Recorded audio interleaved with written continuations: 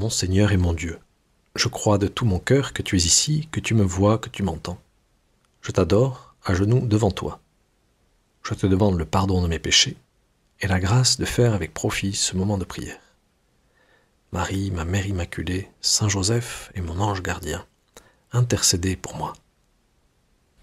Certains bons professeurs arrivent à faire quelque chose de très difficile quand le niveau sonore de la classe augmente et que les élèves s'excitent et se dissipent un peu.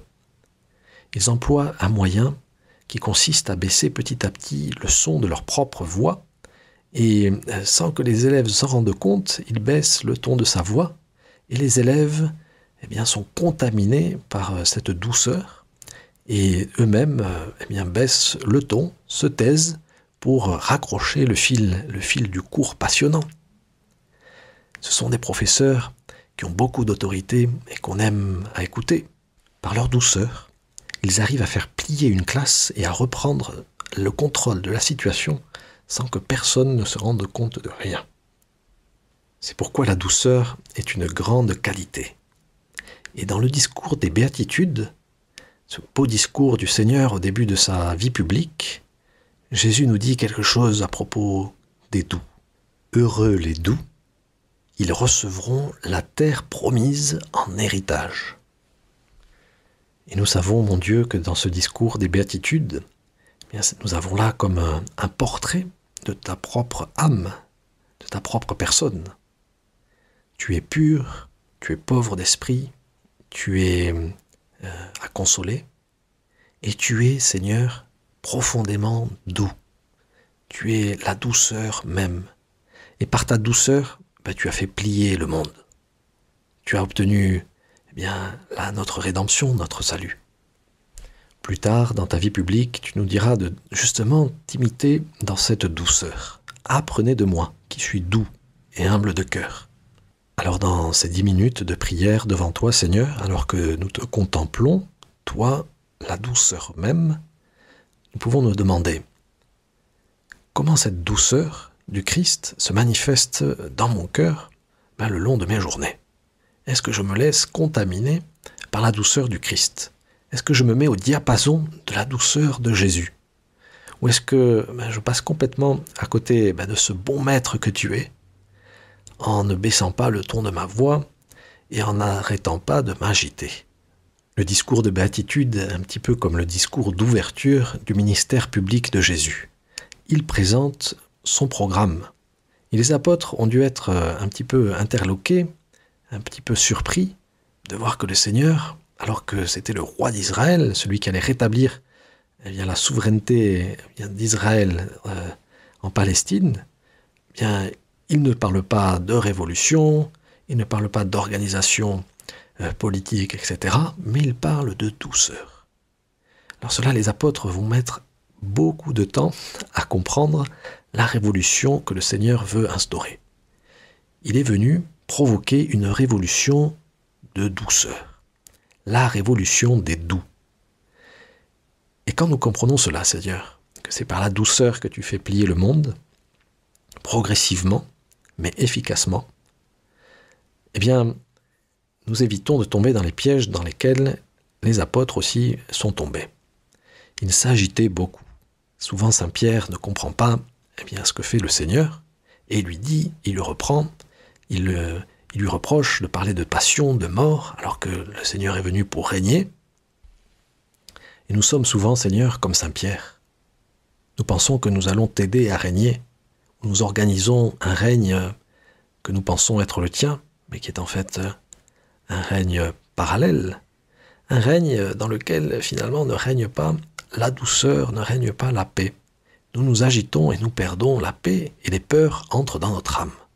On parle souvent de ce cheval bucéphale, le cheval d'Alexandre le Grand.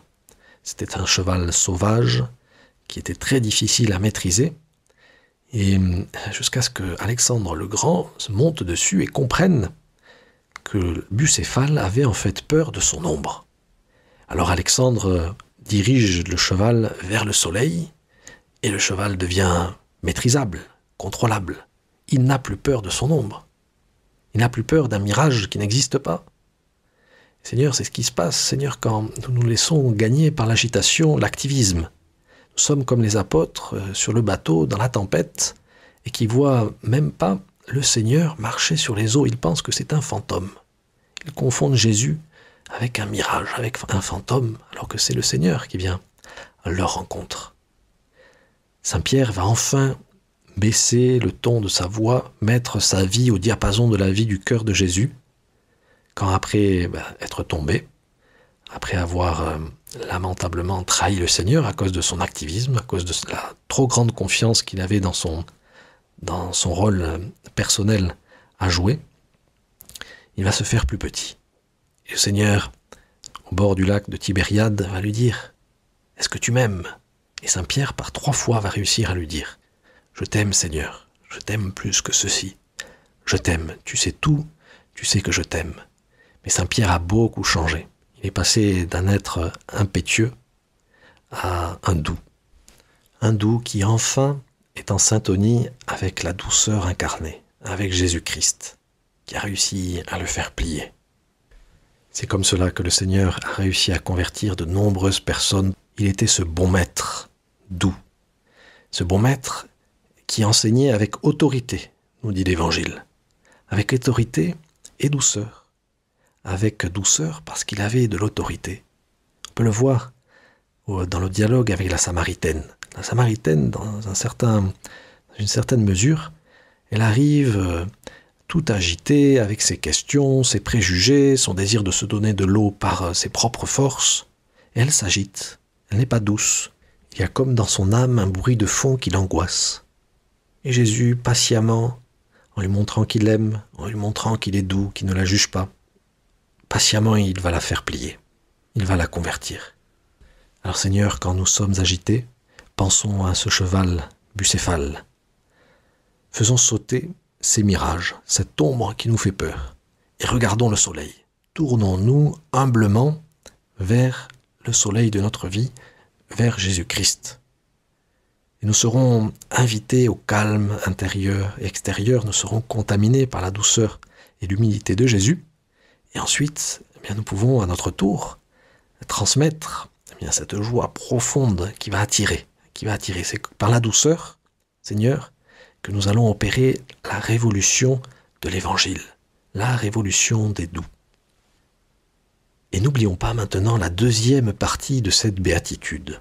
Heureux les doux, car ils obtiendront la terre promise en héritage.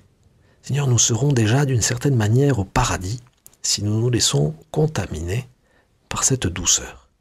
Et nous aurons, mon Dieu, la terre promise en héritage, c'est-à-dire le paradis dès à présent, la joie de t'avoir dans notre âme, une joie que rien ne peut arracher.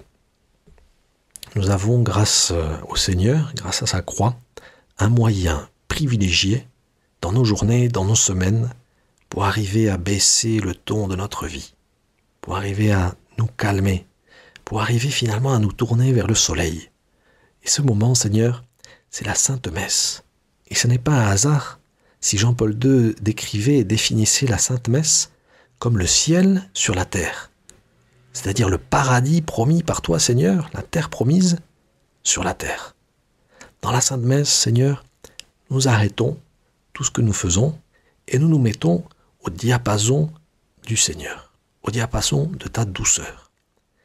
Et non seulement, c'est dans cette Sainte Messe que nous allons arriver à nous mettre en syntonie avec toi, mais c'est peut-être spécialement dans les silences qui entourent la Sainte Messe. Dans la liturgie, il y a plusieurs silences prévus. Le silence avant le « Je confesse à Dieu Tout-Puissant », un bref moment de silence. Le silence avant de prier la collecte, cette prière principale au début de la Sainte Messe. Le silence après l'Évangile, où nous intériorisons la parole de Dieu. Et d'autres silences qui parsèment la Sainte Messe. Alors, tu vas me dire, oui, mais le prêtre, il ne respecte pas vraiment ces silences ou il passe rapidement. Bon, la bonne nouvelle, c'est qu'il y a certains prêtres qui écoutent 10 minutes avec Jésus et peut-être, comme moi, eh bien, ils vont profiter de cette méditation pour reprendre et pour marquer un peu plus ces silences. Mais il y a aussi des silences qui ne dépendent pas du prêtre. Je pensais au silence qui consiste à arriver 1 minute, voire 30 secondes avant le début de la Sainte Messe. Un silence très important. On arrive tranquillement et on se pose et on dit Seigneur, ben voilà, j'arrête tout, je baisse tout ce que j'ai dans mes pensées, tout ce brouhaha dans ma tête et je veux me mettre à ton diapason. Et au nom du Père et du Fils et du Saint-Esprit, le Seigneur soit avec vous et la messe commence. Et puis aussi le silence de l'action de grâce qui ne dépend pas du prêtre mais qui dépend de toi. Après avoir reçu le Seigneur dans ton cœur, prends quelques minutes pour profiter du doux qui est dans ton cœur et qui te parle avec douceur. Et pour l'entendre, eh bien, il faut faire le silence dans notre âme. Alors Seigneur, avec l'aide de ton Saint-Esprit, je te demande de m'aider à être plus doux, à me laisser contaminer par ta douceur, pour qu'à mon tour je puisse être un acteur de cette révolution de la douceur. Je te remercie, mon Dieu, des bonnes résolutions, des actes d'amour et des inspirations que tu m'as communiquées dans cette méditation. Je te demande de m'aider à les mettre en pratique. Marie, ma Mère Immaculée, Saint Joseph et mon ange gardien, intercédez pour moi.